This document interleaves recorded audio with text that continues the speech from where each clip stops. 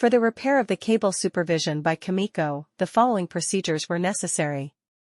Replacement of various electronic components and general cleanup of the unit. For testing we use 24-volt DC power supply and a multimeter.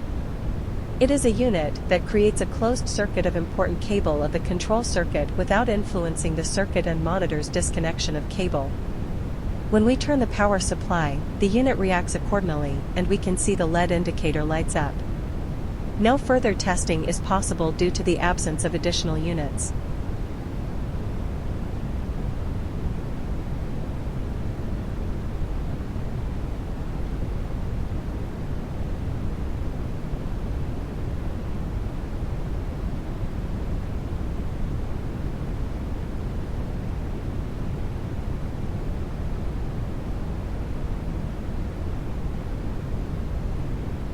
It is now clear that the cable Supervision by Komeco is working successfully and is ready to be delivered to the client.